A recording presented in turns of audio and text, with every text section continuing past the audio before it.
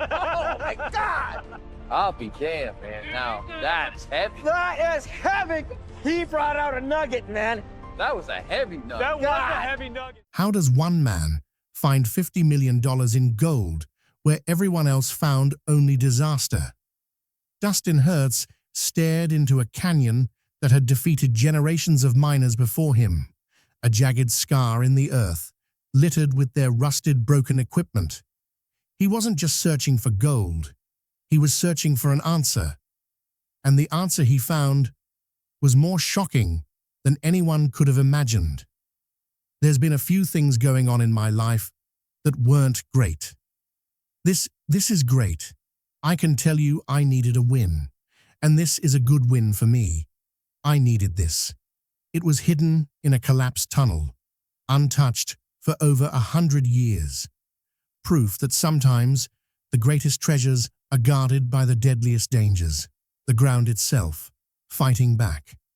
Dustin knew this season was different from the very start.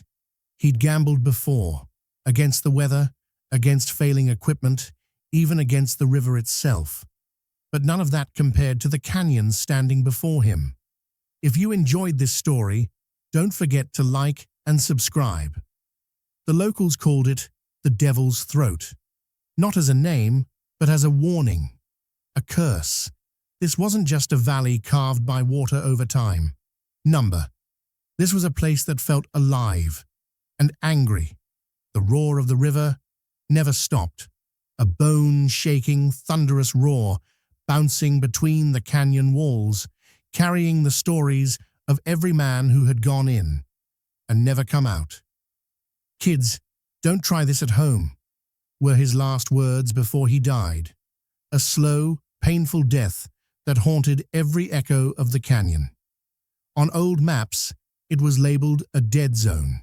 Surveyors, long gone, had scribbled warnings in the margins: unstable ground, treacherous currents, not worth the risk. Funny thing is, for a guy like Dustin, those warnings weren't deterrents. They were invitations. He'd spent decades chasing whispers of hidden gold, breaking his back season after season for barely a hint of fortune. If there was even a chance this canyon held the untouched riches the old-timers spoke of, walking away wasn't an option. He laid it out for his crew, simple and clear. If we survive this place, we walk out with legendary gold.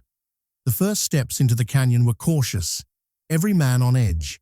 The walls seemed to close in tighter with every step, the ground beneath slick boulders and loose gravel ready to betray them at a misstep. And the air was merciless, compressed, violent, amplifying every sound, the scrape of boots, the groan of ropes, the ceaseless hiss and crash of the river, enough to drive any sane man mad. Some of the crew whispered about the last team to attempt this ground. Heavy equipment, massive dredges, all gone in a flash flood. Their camp obliterated, their machines twisted and rusted along the riverbank like metal carcasses left behind by time. It just came up right now. Dude, didn't the date? Let's look at the witch. Hey, the witch is underwater. When we came, that witch was way out of water. A permanent warning sign. But Dustin just pushed forward. He'd read the journals left behind by miners from almost a century ago. The desperate handwriting spoke of how the canyons seemed to swallow men whole. Those words could have scared him off, but instead, they lit a fire in him. This was a challenge. He tightened his harness, double-checked his gear, and got to work. He knew that if this place didn't end them, it would make them legends. The further they went, the harder the canyon fought back. Machines were brought in one piece at a time, lowered down on screaming cables that strained under the immense weight. Solid steel wasn't safe here. An excavator, weighing over 40,000 pounds, would sink into the mud the second it touched the ground. Hydraulic lines froze solid, choked by grit from the freezing spray. The pumps stalled constantly as the current forced silt and rock into every moving part. It felt like the canyon floor was alive, actively trying to bury them. Then the rock slide started. At first, it was just a few stones clattering off helmets, but soon entire sheets of gravel and rock began shearing off the canyon walls with no warning at all. To slow the water down a little bit in the back, the rocks have to come out. We get them stacked right to where it'll make kind of a pool back there. The men would have to scatter, dropping their tools and running for cover as tons of rock came crashing down. Every single time, Dustin would do a head count, his heart pounding, waiting for the worst. And every time, they barely made it out with everyone in one piece. The moment that nearly broke them came out of nowhere. A main winch cable, as thick as a man's arm, snapped. The sound was like a cannon shot echoing through the canyon. A dredge easily the size of a small house swung wildly, a giant metal fist aimed at the crew for a split second that felt like an eternity. Everyone froze. The machine missed them by inches, slamming into the canyon wall and just hanging there, swaying. The men looked at Dustin, their faces pale, expecting him to finally call it quits. But retreating just wasn't in his DNA. With supplies running low and equipment breaking down, anyone else would have called the season a failure. Dustin saw it differently. He gathered the exhausted crew and announced something that sounded completely insane. They came here for 2,000 ounces, but that wasn't enough. He was raising the goal to 3,500. The men just stared, silent. It was a move born from pure desperation, or maybe pure genius. This canyon wasn't just a challenge anymore, it was a war, unfinished business. Even as the crew tried to wrap their heads around the new, impossible goal, Dustin's mind was already somewhere else. He could feel it in his gut. There were unseen spaces beneath the roaring river, secrets the water was hiding. He had to see what was down there, even if it meant doing something incredibly risky. Without saying much, he called for equipment the crew had never used in conditions this hostile. Submersible sonar drones. These weren't your average toys. These were high-tech machines built for deep-sea mapping and cave rescues, costing upwards of $50,000 each. Lowering them into the violent current felt like a fool's errand. The drones were battered and tossed around so badly it seemed they would be ripped to pieces. But Dustin pushed them deeper, his eyes glued to the grainy images flickering onto the screens, slowly, like a ghost appearing from the mist. Gold. Down. I don't know how that couldn't be gold down there, but I've been skunked before. It's how it is. This is the biggest damn gamble of my life right now. The canyon floor began to take shape, and then it happened.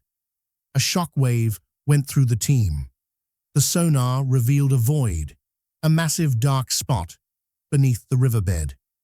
It was a collapsed tunnel branching off from the main channel, a tunnel nobody knew existed. Get this, it wasn't just an empty space. The scans showed dense clusters beneath the rubble, shadowy shapes that could only mean one thing: mineral-rich rock sealed away under tons of stone and water. The shape was all wrong for a natural cave. It was too straight, too precise. Someone had dug this. Someone had been here before. Dustin immediately pulled out the old, weather-stained journals. The pages spoke of an impossible gold drift deep under the canyon. Need a good payday in gold. A really good cleanup would set us all right. For decades, everyone had dismissed it as a myth, a desperate story from a failed miner. Too dangerous, too deep, too unlikely. But now, the screen in front of them was showing hard proof. The three-dimensional map sketched out a passage that curved like a vein through the rock, with pockets so dense They glowed on the sonar, suggesting quartz shot through with gold. The crew argued.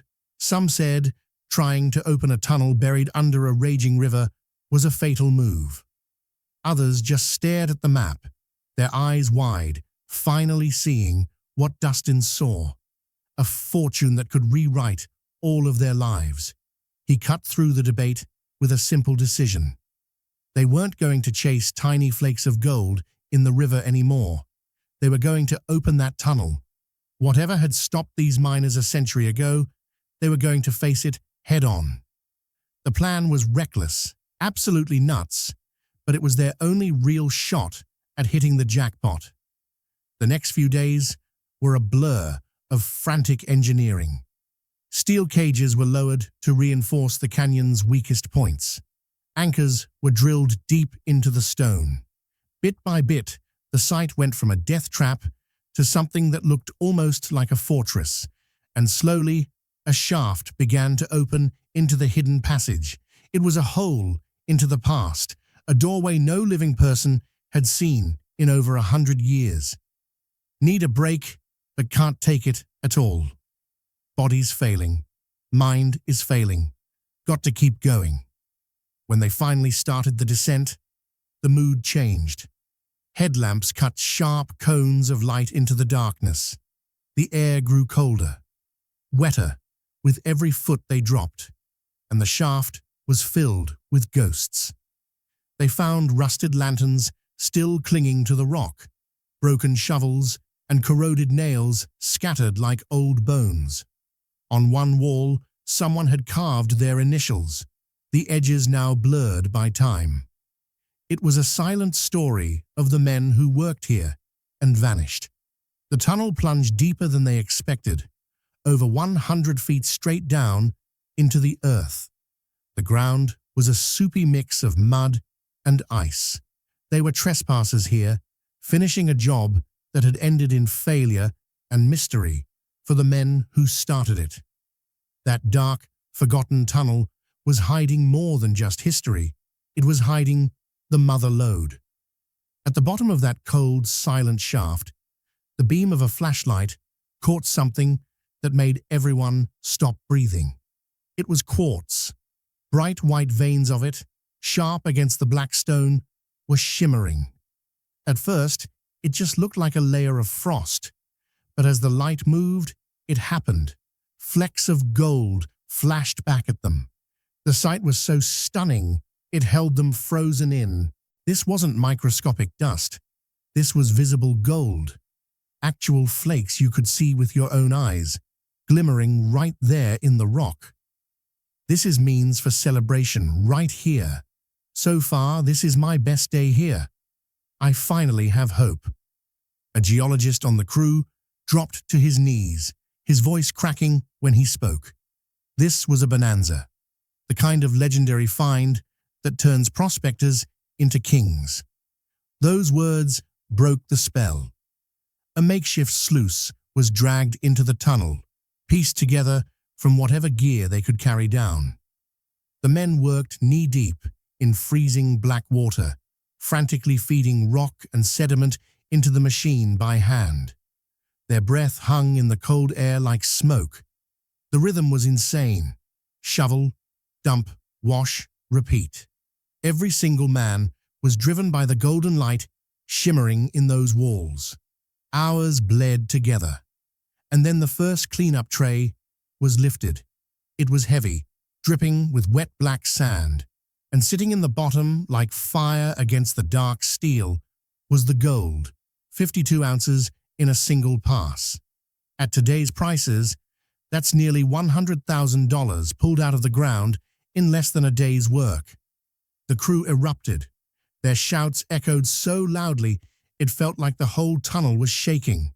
After all the danger, the lost equipment, and the near disasters, this was it. This was the proof that the canyon wasn't just a curse. It was real, and it was richer than any of them had ever dared to imagine. Exhaustion was replaced by pure adrenaline. They pushed on, feeding more and more rock into the sluice, and every pan came out heavier than the one before. At least a 1-ounce nugget. Holy! At least a 1-ounce nugget. For 3 relentless days, the crew ran that makeshift operation without a break. When they finally tallied up the gold, the numbers were staggering. Over 2,000 ounces. In less than 72 hours, they had pulled nearly $4 million worth of gold from that one spot. It was a miracle, but the canyon wasn't done with them. The generators gave out, sputtering into silence, one by one. Instead of quitting, they improvised, using hand-cranked pumps to keep the water flowing. It was brutal, back-breaking work, but it kept the sluices alive. On the 4th day, Dustin ordered more sonar scans. If they hit this much gold this fast, he needed to know what they were standing on. The results were so mind-blowing, they almost didn't seem real. The quartz vein didn't just end a few feet into the shaft. It stretched. The scans traced a glowing artery of gold running for over a mile beneath the canyon floor, a single, uninterrupted river of treasure, frozen in stone. Core drilling confirmed the impossible. Every sample came back thick with high-purity gold. Geologists estimated the total value of the vein at $50 million, maybe more. This single find could go down as one of the richest in Alaska's modern history. They found the gold. But did the canyon have the last laugh? Like and subscribe, and tell us in the comments, was this incredible fortune a blessing or just a different kind of curse?